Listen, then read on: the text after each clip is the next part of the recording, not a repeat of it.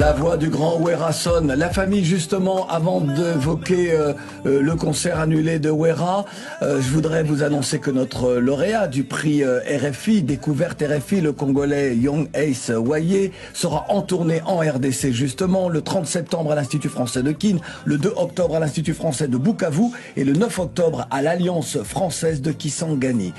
La RDC, justement, d'où nous écoute probablement Wera. Bertrand Torpedo, merci d'être avec nous. Merci, bonsoir. On voulait vraiment que tu viennes nous parler. On aurait aimé que Wera nous parle également, mais toi, tu es aux premières loges de ce qui se passe.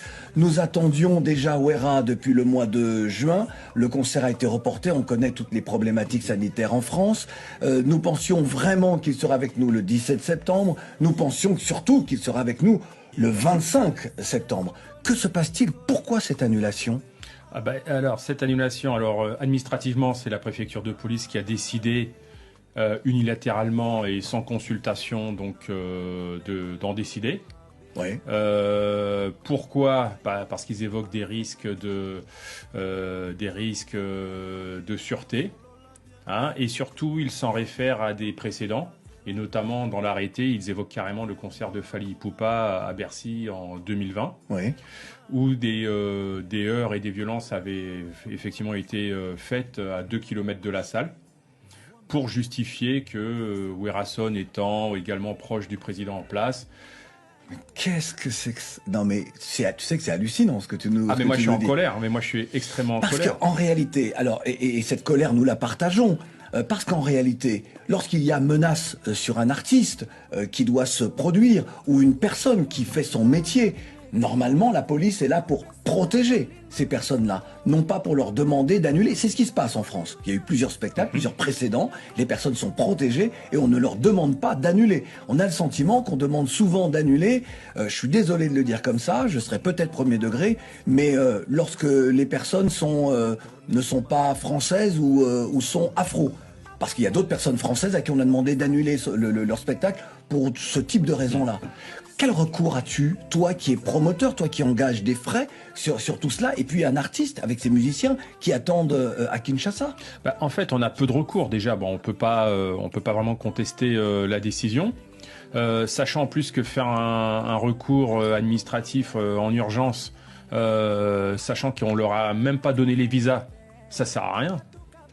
Donc les uns sont peut-être en relation avec les autres. Mais bien sûr, puisque moi quand j'ai eu la dame du consulat à Kinshasa, elle me dit on est en relation avec la préfecture de police.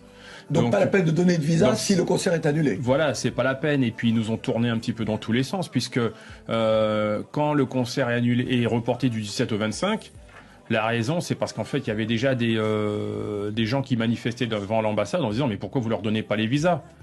Ils nous ont dit reporter le concert, annoncer une date, on va s'en occuper.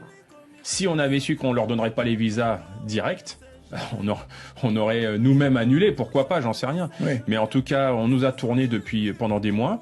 Là où je suis en colère, c'est que ce concert est annoncé depuis octobre 2020. Oui. Il y a une conférence de presse.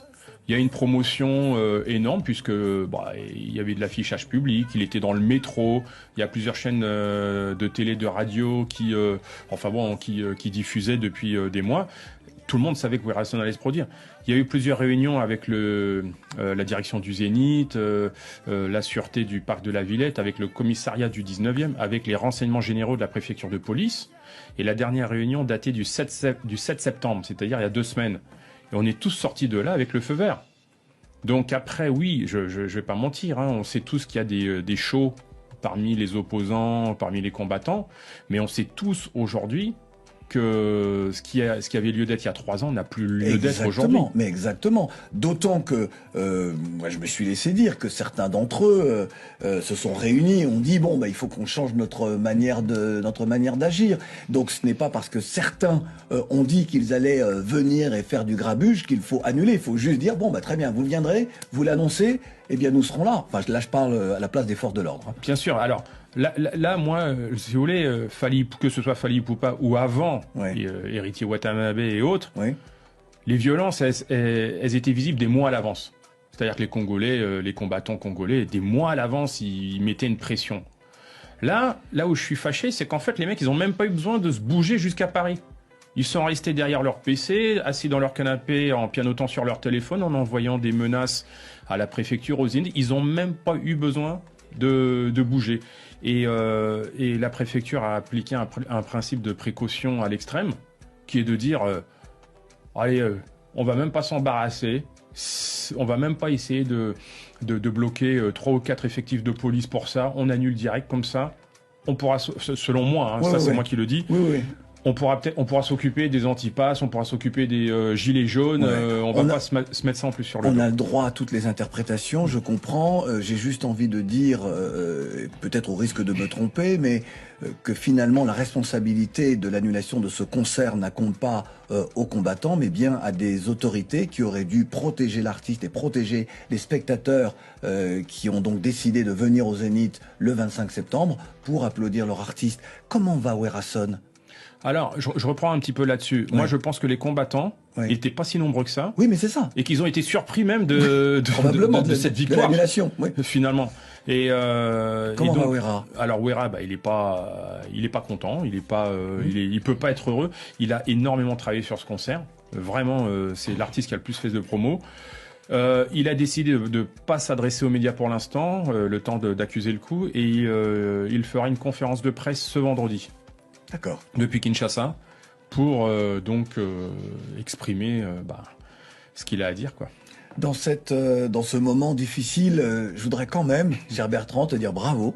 Merci. Pour le concert de Valsero. Merci, c'était autre chose. Mais un beau succès, c'est un beau succès, et tu es quelqu'un qui prend des risques. Qui va au combat, et le fait que tu viennes aujourd'hui encore pour prendre la défense de ton artiste, de Werason, suite à ce concert annulé, eh bien force le respect. De toute façon, je suis pas venu pour m'incliner. Moi, je cherche pas de problème particulièrement, je cherche juste à faire mon métier. Mais en l'occurrence là, il y a un problème. Le problème, c'est pas seulement, il me dépasse. Le problème, c'est pas le concert de Werason par ma société. Le problème, c'est l'avenir de la musique congolaise. Parce qu'en fait, nous, on produit Ferigola dans 2 mois, à Paris. Des collègues produisent Koffi Olomide à la URNA. Je sais, après le succès de Fally, qu'il aimerait bien aller revenir et puis se produire dans d'autres villes de France. Mais qu'est-ce qui va se passer ? C'est-à-dire que si maintenant, on lance un concert, et puis que jusqu'à 2 jours avant, on vient nous l'annuler pour des raisons qu'on ne comprend plus, forcément, l'avenir de la musique congolaise est compromise. Exactement. Merci infiniment, Bertrand Torpedo, d'avoir été là. Je n'ai pas fait les présentations, mais MK Isako et Lil Sako, Guinée-Rwanda, discutez avec lui après l'émission. Si vous voulez produire des concerts... Il y en a qui étaient au concert de Valsero ce week-end. D'accord. D'accord, merci infiniment, messieurs, d'avoir été avec nous. Je voudrais qu'on se quitte avec une chanson culte. Chanson de Werason. Cette chanson-là, c'est Solo Labien, 1999. Je pensais, moi, être au Zénith de Paris pour danser, pour m'ambiancer sur ce titre-là. Mais ce n'est que partie remise. Wera, mon frère, on est ensemble, quoi qu'il arrive. Merci, MK Isako, merci Lil Sako, merci Bertrand. C'était Couleur Tropicale.